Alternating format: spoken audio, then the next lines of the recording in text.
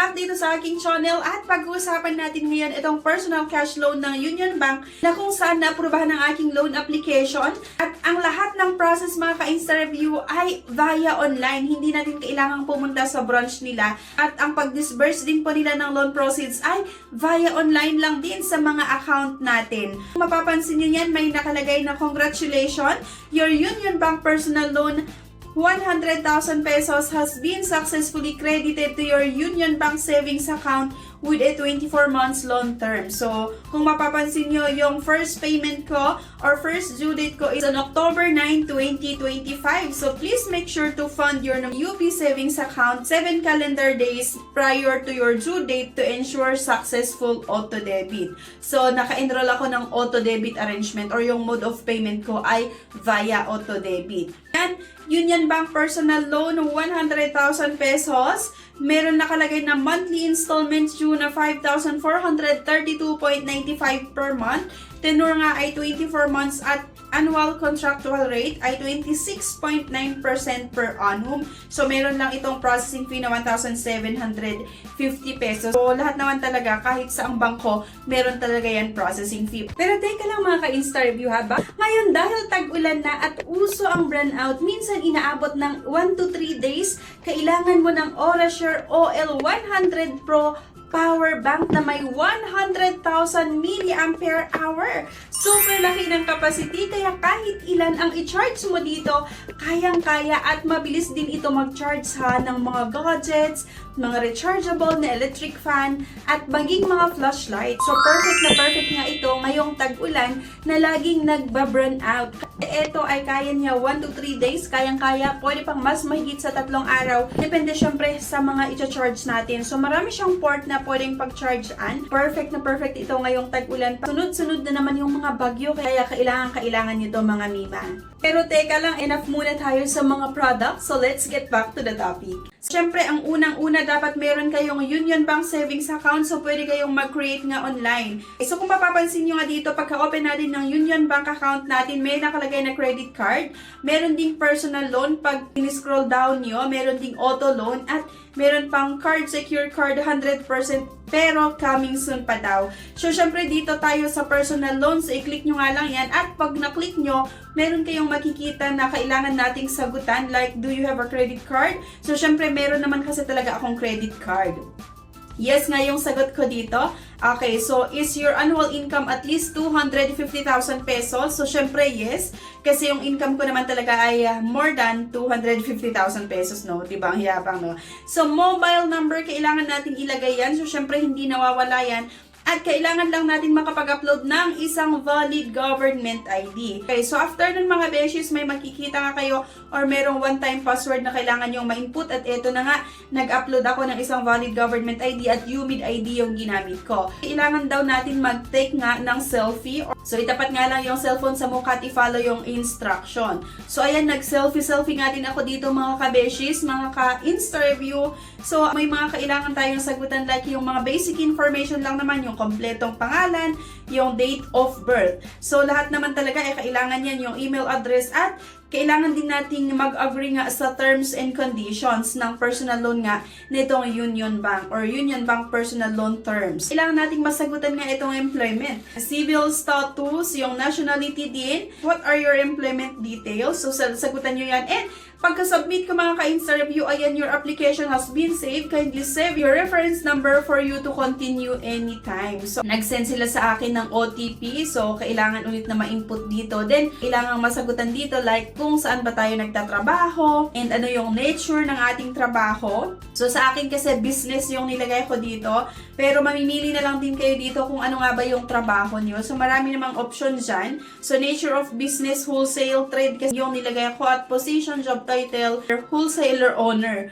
Employer, business name. So, yan, ang Insta-Review lang yung nilagay ko dito, mga ka-Insta-Review, kasi lahat naman talaga ng mga business na meron ako ay nakanim nga sa yan ng Insta-Review. Additional information, so yung address, kung ano yung address nyo, saan ba kayo nakatira. After masagutan yung mga infos, eto may nag-message na agad sa akin. So, hi, Ayan, we are happy to share that your personal loan application has been approved. Diba, sobrang dali lang mga ka-interview, wala pang 30 minutes.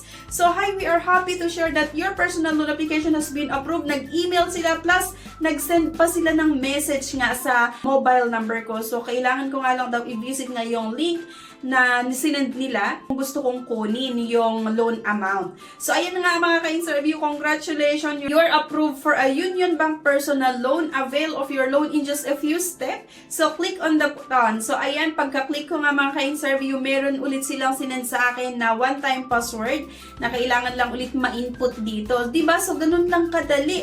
And eto na nga, nakakatuwa kasi actually, ang offer nila sa akin ay 177,600 pesos. So, eligible nga ako ng ganun kalaking amount, 177,600 pesos. Pero parang pinag-iisipan ko pa kung kukunin ko ba lahat to. So, teka, titignan muna natin kung magkano nga ba or paano yung mga monthly installment nila, no? Kung halimbawa, ilagay natin sa 50,000, no? So, maraming option dito, ha? 1 taon hanggang 5 years din yung payment terms talaga. Kaya, hindi tayo mahihirapan sa pagbabayad ng ating utang kung dito nga tayo manghiram. So, akalain mo yun, i-open mo lang yung Union Bank app, then create ka ng account, i-check mo yung personal loan, then pwede mong subukan na mag-apply. So, ayan nga mga ka-interview, yung mga options, may 5 years, 4 years, 3 years, 2 years, at 1 year na payment terms. Ito yung monthly installment kung sakali 50,000 yung kukunin ko nga at itry natin na i-total, diba? Kunwari, ang monthly installment ko ay 4,799 times 12 na payment terms. So, yan yung magiging kabuuan na babayaran ko, principal plus interest.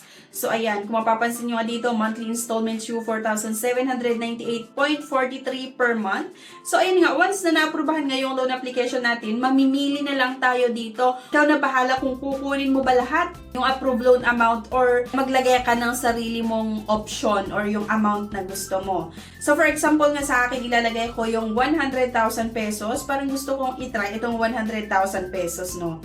So, ayan, monthly installment. So, mamimili tayo dito ulit ng 1 year hanggang 5 years. So, di ba ang haba ng payment term? So, dito tayo sa 24 months. Kung mapapansin nyo, may 5,432.95 per month na monthly installment. Yung terms na ay 24 months. At merong annual contractual rate na halos nasa 26 lang. Napakababa din ha. Or mas mababa yung interest rate nila kung i-compare ko dun sa ibang bank na ginawan ko ng aking mga honest review before. So, kunwari, ang monthly installment ay 5,432 times 24. So, 130,368. So, bali, doon sa 24 months, meron lang silang kinuha na interest or may interest lang na 30,000 pesos or more or less. So, di ba 26.9 lang yung per annum nila. Sa ibang bangko kasi nasa 36 per annum nila. Pero dito, 26.9 lang per annum. Meron nga 1,750 na processing fees dito. Kasi syempre, kailangan din naman yun kasi may mga ipaprocess sila like yung mga documentary and so on. Nakakatuwa lang mga ka-interview. Actually, hindi ko ina-expect na maaprubahan pala yung loan application ko ng ganitong kalaking amount. Kasi syempre, parang hindi naman ako sure na yung business na dineclare ko okay. Diba? So, approve. So, ayan, thank you for your confirmation. Please stand by. So, mag-antay nga lang daw ako ng ilang minuto pa para i-process nila yung loan application ko. So, akalain nyo mga ka-interview ha, wala pang 30 minutes talaga yung pag-a-apply ko dito, no? So, open an account through the app without going to the bank. So, kung gusto mo daw na kunin yung pera online or ipapadala nila sa account mo or sa Union Bank account mo yung pera para hindi mo na kailangan pumunta sa bangko. Pero sa akin kasi, may Union Bank account talaga ako kaya hindi na ako nag-open. Kinuha ko lang yung account number. So, and congratulations, your Union Bank personal loan 100,000 has been successfully credited to your Union Bank savings account. Ano ba? Meron pa akong babayaran monthly na naman. Pero siguro isauli ko na yung 50,000 para 50,000 na lang yung babayaran ko ulit. Di ba? Tatawag na lang ako sa kanila, no? Mag-advance payment na lang siguro ako, no? So, your first payment due date is on October. And nakakaloka lang mga ka-interview, ha? Nakakatuwa kapag talaga siguro meron kang good credit standing or meron kang mga previous na transaction, may mga transaction ka sa bank nila, talaga naman mabilis yung pag-process nila. And actually kasi before, itong Union Bank, nung meron pa yung product nila na quick loan, nag-offer ito sa akin ng 21,000 pesos na loan. So, nagnuha ko, inavail ko yung 21,000 na loan na offer nila kung hindi ako nagkamali noong 2022 pa yon. At alam niyo, ang ginawa ko kasi dahil nga nabababaan ako or mababa talaga yung interest nitong Union Bank, talagang nagbabayad ako on or before yung due date, or dahil nga naka-auto debit, talagang may laman lagi yung account ko or nilalagyan ko bago pa yung due date ko, at never akong nagkaroon ng late payment doon sa first offer nila na 21,000 pesos before doon sa quick loan nila. So siguro, yun yung isa sa mga nakita nila na naging maganda yung payment ko doon sa mababang amount na offer nila. Kaya siguro ngayon, nung subukan ko itong Union Bank personal loan, at actually, research ako ng Iba Vlogs ko. So, Saturday ako nag-apply pa ha. Take note mga ka-interview. Saturday, halos yung mga bangko, wala silang pasok ng Saturday. Pero, natuwa lang ako na-approve yung loan application ko at na-disburse agad yung loan proceeds din sa aking Union Bank account. Diba? So, ganun kaganda itong Union Bank. Kaya naman mga ka-interview, kung gusto mo din na subukan nga itong Union Bank Personal Cash Loan, or gusto mong kumuha ng credit card ng Union Bank, so may ilalagay ako na link na makikita nyo sa comment section. So pwede nyo i-click yung mga link na yan para makapag-create kayo ng inyong account. Kung wala pa kayong account nga dito sa Union Bank, para makagawa kayo ng inyong account. At syempre, makapagsubok kayo or pwede nyo masubukan itong Union Bank Personal Cash Loan nga na ino-offer nila. O di kaya kung gusto mong kumuha ng credit card nga na ino-offer ng Union Bank, so nakakatuwa lang kasi pwede kayong makapag-apply din online. Mga gustong magkaroon ng credit card, ilalagay ko na lang din yung link sa comment section. So, pwede nyong i-click yung link na yan nga para ma-route kayo mismo ito nga sa app ng Union Bank. Diba? Para makapag-try kayo, diba? Para masubukan nyo na mag-apply nga ng kanilang personal loan at sa mga gustong kumuha nga ng credit card. So, ayan, i-click nyo nga lang din yung link dyan sa baba para makapag-apply kayo, ma-route kayo sa kanilang website at makapag-try nga kayo na mag-apply ng Union Bank credit card. So, ayan lang mga ka-interview. I-share ko lang sa inyo para sa mga naghahanap ng legit na pwedeng mautangan, pwedeng mag-apply online. Lahat ng process ay sa online lang. Yung tipong hindi mo kailangang pumunta sa branch nila para mag-apply, then itong Union Bank yung isa sa best option mga ka-interview na pwede nyong subukan. Nakakatuwa lang nga kasi, di ba, parang hindi ko ina-expect na maaprubahan yung loan application ko ng ganong kalaking amount. Akalain mo 177,000 pesos, pero ang sinubukan ko lang ay 100,000 pesos, di ba? Palautang na naman ang kabeshi nyo. So, ayan nga mga ka-interview. Thank you for watching and bye!